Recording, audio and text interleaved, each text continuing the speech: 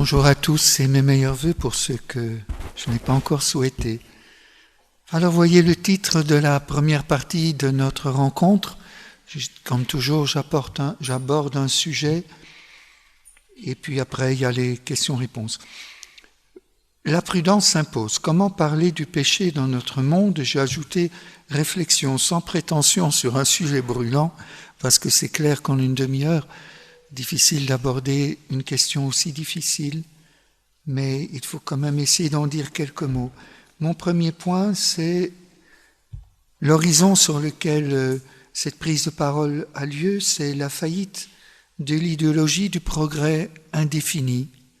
Le moins qu'on puisse dire, c'est qu'on est à une époque où le péché n'intéresse personne. Ça, c'est clair. Mais ce retrait de la question du péché, qui n'est pas d'aujourd'hui, s'est fait progressivement sur l'horizon, sur le fond de la civilisation moderne, qui considérait que l'homme n'a pas besoin de Dieu pour résoudre ses problèmes. L'horizon d'une raison triomphante, où la science, si ce n'est fait, trouvera la réponse à toutes ces grandes questions et à toutes ces difficultés. Pensez à la médecine qui prolonge la vie, qui peu à peu parvient à maîtriser les différentes formes de maladies. Pensez à l'évolution technique et technologique qui devrait pouvoir résoudre bien d'autres problèmes, etc. Certes, le mal est présent, et là, ce monde moderne, ce monde plein d'espérance dans la résolution prochaine de toutes les grandes difficultés, ce monde reconnaît l'existence de fait du mal, mais pas de droit.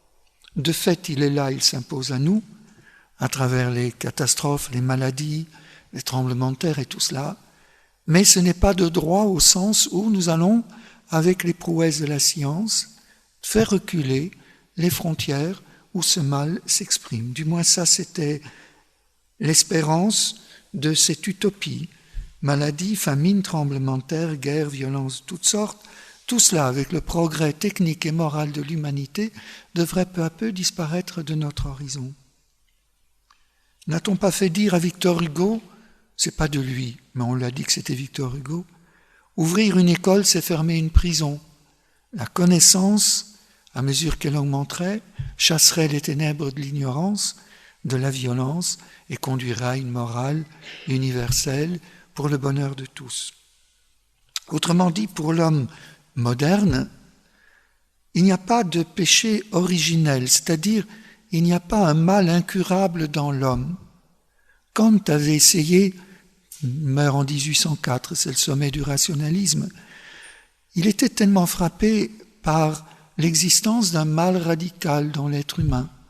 Vous savez, pour lui, il considérait que tout homme pouvait trouver en conscience la réponse à ce qu'il y avait à faire. Et c'était un impératif catégorique, c'est une manière de vivre qui s'imposait à lui au nom de son humanité. Et pourtant, il constate que ce n'est pas la manière de vivre du plus grand nombre, loin de là. Et il en était arrivé à considérer qu'il y avait une blessure profonde dans l'homme, un mal radical, radical au sens à la racine. Et il disait peut-être que la proposition de Genèse 3 n'est pas la plus mauvaise. Donc lui, il considérait que le fait que nous ne parvenions pas à vivre au niveau de l'exigence morale que lui, comme philosophe, discernait, pouvait être dû à une fracture quelque part dans notre humanité. La civilisation dite moderne, donc ce rationalisme et ce post-rationalisme, n'a pas suivi Kant sur ce chemin-là, mais est resté dans cette perspective d'un progrès indéfini de la morale et également d'un progrès indéfini de la science et de la technique qui conduirait au bonheur. Je crois que ce n'est pas la peine d'insister. L'histoire du XXe siècle et du début du XXIe siècle ne confirme pas le diagnostic de ces penseurs optimistes. Quand même, le XXe siècle, avec ces deux guerres mondiales, ces génocides, et puis le XXIe siècle avec l'effondrement des tours, qui a été un peu symbolique au début de ce siècle et qui devait être un siècle de grande paix, et puis tous les attentats meurtriers qui continuent partout. Encore, on a fait lecture ce matin à la messe à Bellarieux, d'un extrait d'une lettre d'un prêtre du Burkina Faso qui partageait sa souffrance que dans la nuit du 24 décembre, 80 femmes ont été froidement assassinées. Voilà, c'est l'effet divers de notre monde, on n'en parle même pas à la radio. C'est évidemment un peu dangereux parce que ces 80 chrétiennes qui sont assassinées, vous devinez par qui, bien sûr. Alors voilà, ça c'est le progrès vers une morale universelle. Je crois qu'on en est loin. On est loin et c'est d'autant plus grave que le mal vient souvent des pays qui devraient être porteurs de la lumière pacifique, de la raison. Non, on n'y croit plus tellement à ce progrès, on n'est plus tellement dans cette perspective optimiste. À ça s'ajoute la prise de conscience d'une évolution problématique du climat, là je suis en pleine actualité, mais qui est due justement à ce développement technique qui n'a pas été maîtrisé et qui d'ailleurs est toujours très difficilement maîtrisable. Donc voilà, les activités humaines et plus progressivement le progrès technique qui est mis en cause. Et à travers lui, c'est quand même une bonne part de notre civilisation moderne et qui tout à coup se trouve en échec. On invite à un retour en arrière. Est-ce un retour en arrière, disons, vers plus d'humanité et moins de développement technique?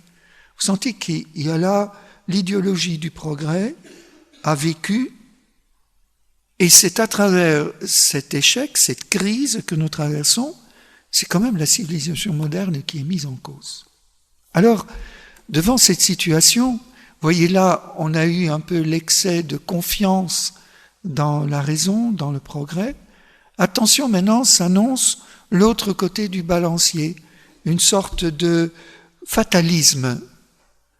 Or, quoi qu'on fasse, l'humanité va toujours retomber dans ces mêmes travers. C'est ainsi, le balancier va aller d'un progrès vers une catastrophe, etc. Entre ces deux extrêmes, peut-être que nous sommes arrivés à un moment où la réflexion chrétienne sur le péché a quelque chose à dire au monde contemporain, en soulignant notre responsabilité personnelle et collective dans cette grande œuvre que Dieu nous a confiée, sur laquelle j'insistais dans notre précédente rencontre. Nous savons bien que la création a été remise entre les mains de l'homme, inachevée. C'est à nous, avec les ressources de la raison, mais éclairées par l'Esprit Saint, que nous devions, collaborateurs de Dieu, conduire cette nature à son achèvement naturel, en comptant sur Dieu pour la conduire à son accomplissement surnaturel, par l'infusion de la grâce divine. Vous vous rappelez, nous avions vu donc commencer cette spiritualisation de l'homme et à travers l'homme de tout le créé. Peut-être que la crise dans laquelle nous nous trouvons, où le progrès avec un P majuscule pourrait bien enterrer notre humanité sous les déchets toxiques, peut-être que c'est le moment de se dire « Oh, c'est pas nous seulement qui l'avons dit, déjà, comment s'appelle-t-il Rabelais ? Science sans conscience n'est que ruine de l'âme. » Peut-être que cette science immense de l'homme, et l'intelligence est sans doute la plus belle prérogative de l'être humain, dont Dieu est très fier. Il est fier de ce que nous faisons. Sauf que, trop souvent, cela conduit à notre destruction, car il nous manque le don de science, c'est-à-dire la capacité d'inscrire nos réalisations à l'intérieur dans le projet de Dieu et de ne pas le contredire. Alors, une petite citation qui revient, et je n'irai pas plus loin, sur ce que nous disions la fois passée, sur cet achèvement de la nature et cet accomplissement surnaturel, c'est la richesse de la grâce que Dieu a fait déborder jusqu'à nous en toute sagesse et intelligence. Il nous dévoile ainsi le mystère de sa volonté, selon que sa bonté l'avait prévu dans le Christ, pour mener les temps à leur plénitude, récapituler toutes choses dans le Christ, celles du ciel et celles de la terre. Merveilleux projet, L'homme est un microcosme et qui se laisse saisir par le Christ, se laisse diviniser, participer à la nature divine dans le Christ, entraînant ainsi la spiritualisation, la divinisation de toute la création, exitus reditus. Alors, c'est vers ce projet-là que nous revenons toujours, car ça c'est le projet de Dieu auquel l'homme est appelé à collaborer. Pas lui tout seul, c'est la synergie entre les ressources de la nature et l'accueil de la grâce qui peuvent conduire l'homme, non pas à la ruine de l'âme, mais à l'édification du royaume de Dieu. Alors c'est peut-être à l'heure où nous sommes, où l'homme contemporain commence à prendre conscience que l'oubris, la démesure, et nous y sommes, le transhumanisme est le modèle de la démesure. Tout, et j'aime bien le mot grec oubris, précisément parce que les Grecs ont beaucoup réfléchi sur l'opposition entre oubris et prudence. Et les Grecs n'hésitent pas à dire qu'une société qui a perdu la prudence a signé son décret de mort. Parce que l'oubris finit toujours par se traduire en une violence anarchique qui détruit tout. Attention, nous sommes sur ce chemin-là de l'homme pour qui rien n'est impossible, la démesure, qui va recréer l'homme, le monde, etc., a pris la place de Dieu. Alors, c'est peut-être aujourd'hui, lorsqu'on commence à réfléchir où nous conduit ce progrès technologique, peut-être que l'homme est prêt à réhabiliter ses vertus cardinales, la prudence, la justice, la force et la tempérance, dont le péché nous ont éloignés, nous ont peut-être privés. Et c'est là où parler du péché à la lumière des écrits du Nouveau Testament, car réintroduire une notion de péché comme faisant partie d'un élément à prendre en considération pour construire l'avenir de l'humanité, il ne faut pas le faire de n'importe quelle manière, bien sûr. Peut-être qu'il y a eu une manière culpabilisante de parler du péché, renvoyant à un Dieu juge, un Dieu punisseur qui compte les points et qui prépare l'enfer pour ceux qui transgressent ses lois ou ses commandements. Il y a une manière qui n'est pas très biblique et pas très évangélique de parler du péché. Et bien sûr, ce n'est pas dans ce travers qu'il faudrait retomber. Alors pour essayer d'éviter les expressions un peu trop psychologisantes du péché, parce que dès que je suis dans les catégories de la faute, du transgression, de la loi, du remords, etc., je suis dans des domaines psychologiques, je ne suis pas dans le domaine du pesca, qui est une rupture de relation d'amour, de la contrition, etc. Donc pour éviter de mélanger tous ces domaines, retournons à la parole de Dieu. Et là, d'emblée, nous allons le montrer à partir des textes, je crois qu'il est extrêmement dangereux de parler du péché avant de parler de la miséricorde. Et c'est peut-être ce qui s'est passé dans une certaine présentation culpabilisante, où on dénonçait les fautes morales, en soulignant de rouge telle ou telle faute conduit au péché et en enfer. Alors que ce n'est pas ainsi que Dieu procède. La faute, le péché, il est là dans notre humanité. Ce n'est pas par là que Dieu commence. Et je voudrais donner la parole juste à Rémi Brague pour une très très belle citation que je voulais dire avec mes mots, mais mieux le laisser parler. Le péché est ce à quoi il est fait miséricorde et rien d'autre. Je vais expliciter à partir de la parole de Dieu. Il est dangereux de parler de péché sans pardon, et même de parler du péché avant de parler du pardon. C'est le confondre avec la faute. La seule façon de définir le péché est de dire que c'est ce qui est pardonné. Le péché n'est visible que du point de vue du pardon. Il ne l'est donc qu'après coup, de dos, peut-être parce qu'il n'a pas de face. Ah, il y a beaucoup de choses dans cette citation. Hein. Alors, essayons d'avancer pas à pas. Donc, ne jamais parler du péché avant d'avoir parlé de la miséricorde. En fait, c'est un couple qu'on ne peut pas séparer. Parce que, nous allons le voir, c'est à la lumière de la miséricorde de Dieu, c'est-à-dire du pardon, que je découvre mon péché. Parce que le pécheur est aveugle, par définition, puisqu'il est pécheur, il n'est plus dans la lumière de Dieu, il ne peut pas découvrir son péché. Seul Dieu peut me montrer où j'ai péché, et il me le montre à la lumière de son pardon, de sa miséricorde, de son amour. Alors attention, vous voyez bien les deux extrêmes. Si je parle uniquement du péché sans parler de la miséricorde, je vais parler de la faute, de la transgression de la loi, de la punition, du jugement, du remords. Et je suis dans les catégories la culpabilité, bien sûr, psychologique. Mais si je parle de la miséricorde en disant « Oh, ben, le péché, c'est rien du tout », mais la miséricorde n'a plus d'objet. C'est un concept vide. La miséricorde, c'est ce qui me sauve du péché. Si je dis miséricorde, c'est le cœur de Dieu qui se penche sur la misère de l'homme pécheur. Donc dès que je dis miséricorde, c'est par rapport au péché. Et si je parle du péché, c'est toujours à la lumière de la miséricorde qui me l'a révélé. Voilà un binôme que l'on ne peut pas écarteler. Alors j'insiste un peu parce qu'autant avant on parlait du péché en oubliant la miséricorde et en menaçant de l'enfer, attention, aujourd'hui il y a une tendance contraire. Oh, ben c'est pas grave, la miséricorde de Dieu est plus grande que tout cela.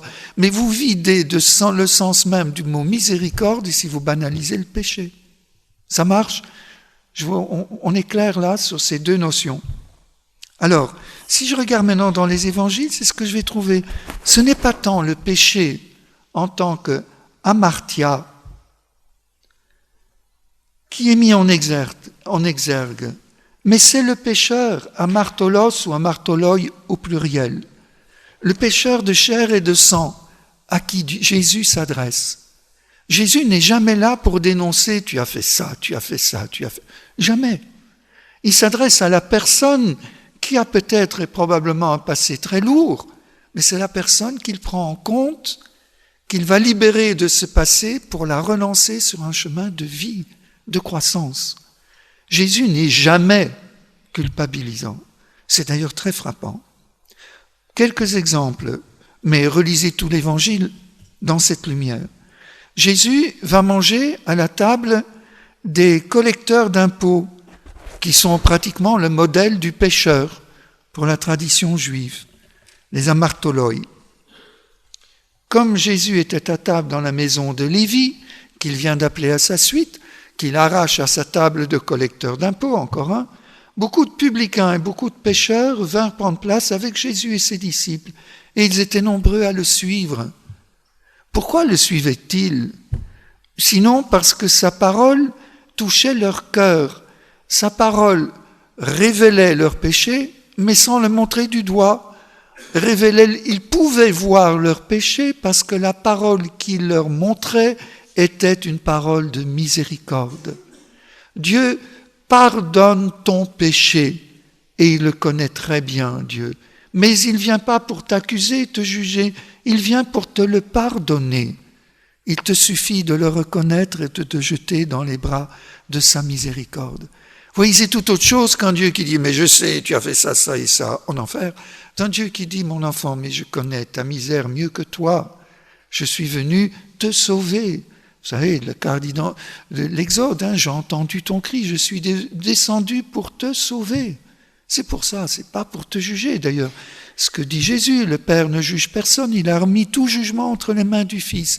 Et le Fils n'est pas venu pour condamner, mais pour sauver. Voilà. Un troisième scène de repas évoque la présence auprès d'un pharisien d'une autre pécheresse, une femme de la ville. Ayant appris que Jésus était attablé dans la maison, elle avait apporté un flacon d'albâtre portant du parfum. Vous connaissez ce récit. Tout en pleurs, elle se tient derrière lui, près de ses pieds, et elle se mit à mouiller de ses larmes le pied de Jésus. Mais qu'est-ce qui se passe? Pourquoi vient-elle? Mais parce qu'elle a entendu prêcher Jésus sur la miséricorde. Et voilà que pour peut-être la première fois, elle ne se sent ni jugée ni condamnée, mais elle sent, à travers la parole du Christ, une immense compassion pour la pécheresse qu'elle est. Et c'est parce qu'elle sent que cet homme, peut-être, elle a croisé son regard, elle a senti l'amour de compassion, c'est tout autre chose. Que Jésus la rejoint dans sa misère. La miséricorde, c'est ça. Qu'elle ne se trouve pas atteinte, pas rejetée, et sa dignité d'humaine peut revenir à la surface, précisément parce que Jésus ne la condamne pas, mais sa compassion lui tend la main pour sortir de son ornière. Et voilà la raison pour laquelle elle manifeste son repentir, pas sa culpabilité. C'est le repentir, les larmes du pentos qui lavent l'âme, comme disent les pères grecs, sont tout à la fois le regret du péché et la joie de la réconciliation. Je devrais le dire à l'inverse. Sont la joie de la réconciliation et le regret d'avoir offensé l'amour. On est dans une autre catégorie. On est dans la catégorie de la réconciliation évangélique et pas du tout de la culpabilité de nos surmoi qui nous assaillent à tous les tourments, qui comptent les points de nos fautes. Enfin, une parabole, puis vous connaissez la suite aussi, quand Jésus dit mais prenez place, asseyez-vous, il y a encore, restez pas debout, c'est trop fatigant. N'hésitez pas. C'est parce qu'il lui a beaucoup pardonné qu'elle montre beaucoup d'amour. C'est le pardon de Dieu qui est toujours premier. Ce n'est pas parce qu'elle a aimé qu'elle est pardonnée, c'est parce que Dieu, Jésus lui a beaucoup pardonné que libérée de son poids, elle peut rentrer dans la logique de l'amour. L'initiative vient toujours de Dieu, et cette initiative est toujours une initiative de pardon, jamais de jugement ou de condamnation. Je vous défie de me contredire à partir de l'Évangile à ce que j'affirme ici d'une façon si forte. Regardez là, c'est tellement connu, le publicain et le pharisien. Le pharisien, je te rends grâce parce que je ne suis pas comme les autres hommes, ils sont voleurs, injustes, adultères. Lui, il montre du doigt. Lui, il accuse, il détourne son regard. Il fait ce que peut-être notre Dieu, qu'on s'imagine, qui n'existe que dans notre tête, fait, et qui nous enfonce dans la honte, la culpabilité. Dieu ne me peut pas, après ce que j'ai fait, il doit détourner son regard. Mais non, c'est exactement le contraire. Loacheka, Adam, où es-tu? Quand je m'égare loin de lui, c'est lui qui fait le pas, qui vient me chercher, et avec d'autant plus de zèle que je suis dans une plus grande difficulté. C'est abissous mivekat, l'abîme de mon péché attire l'abîme de la miséricorde de Dieu. Le publicain, lui, il n'ose pas lever les yeux vers le ciel, mais se frappe la poitrine avec une prière extraordinaire de confiance. Le pécheur que je suis, il fait la vérité. Mais mon Dieu, tu es à moi, je te tiens. L'alliance, tu l'as dit dans l'alliance, je suis à vous et vous êtes à moi, eh bien je m'accroche à l'alliance. Je suis sûr que tu es mon Dieu. C'est une extraordinaire confession de confiance dans la miséricorde. Eh bien celui-là, il redescend dans sa maison, il est justifié. Il est devenu un homme juste parce qu'il s'est ajusté à Dieu, il a reçu de Dieu la miséricorde dont il se sentait indigne, mais sa foi passe au-delà de cette indignité dans la confiance, dans le emet de Dieu. Les deux pôles de l'amour de Dieu, le hesed, c'est sa miséricorde inconditionnelle, le emet, c'est la fidélité. Alors Dieu est fidèle à lui-même, comme dit saint Paul, même si nous sommes infidèles, Dieu reste fidèle parce qu'il ne peut pas se renier lui-même. Alors c'est au nom de sa fidélité que la miséricorde est inconditionnellement disponible. Bien sûr qu'il y a la justice de Dieu, mais c'est une justice qui nous rend justes en nous plongeant dans la miséricorde qui jaillit du côté de celui qui nous justifie, notre Seigneur. Alors j'ai encore une autre... Oui, alors tout cela choque les scribes et les pharisiens. Et dans tout l'Évangile, nous sommes sans cesse devant ces deux conceptions une conception qui insiste sur le péché. Et pour les Juifs, le péché, c'est la transgression de la loi, surtout sur le pur et l'impur. Et Jésus n'en rentre pas, il essaie sans cesse de leur faire sortir de cette conception légaliste. Et pour lui, qu'est-ce qui est pur et impur? Voilà le critère de pureté. Tu aimeras le Seigneur ton Dieu de tout ton cœur, de toute ton âme, de tout ton esprit. Voilà le grand et premier commandement. Le second lui est semblable, tu aimeras ton prochain comme toi-même. Et de ces deux commandements dépend toute la loi, ainsi que les prophètes. Les 200, ça y est, je ne sais plus combien, 613 commandements qui découlent d'une transcription, d'actualisation de la Torah, ces 613 commandements sont au service de l'unique commandement de la charité. Donc ce n'est pas la transgression d'un de ces petits commandements qui compte, c'est l'unique commandement qui est ici en jeu. Et d'ailleurs, on peut ajouter que le partage de repas de Jésus avec les pécheurs, c'est l'anticipation du royaume des cieux, où Jésus rassemble tous les hommes, le temps où le Fils de l'homme est venu chercher et sauver ce qui était perdu, et qu'il rassemblera tous dans la demeure du Père. Je vous ai déjà cité de mémoire ces deux citations. Voilà, sans cesse, Jésus, son attention n'est pas au péché, mais au pécheur. Et son attention va pour le pécheur parce qu'il a besoin de l'amour miséricordieux pour pouvoir revenir dans la filiation divine qu'il a perdue. C'est le pécheur, c'est l'homme pécheur qui est son souci. Et le péché, non, ça c'est ce qui a conduit ce malheureux sur un chemin de traverse. Dieu est le péché, mais il aime le pécheur. Alors, il aime le malfaiteur et il est le mal. C'est tous des jeux de mots que vous connaissez. Peut-être que la parabole du joueur de flûte, un peu mystérieuse, à qui vais-je comparer cette génération? Elle ressemble à des gamins assis sur les places qui en interpellent d'autres et disent « Nous avons joué de la flûte et vous n'avez pas dansé. Nous avons chanté des lamentations et vous n'êtes pas frappé la poitrine. Jean-Baptiste est venu, il ne mange pas, il ne boit pas et on dit c'est un possédé.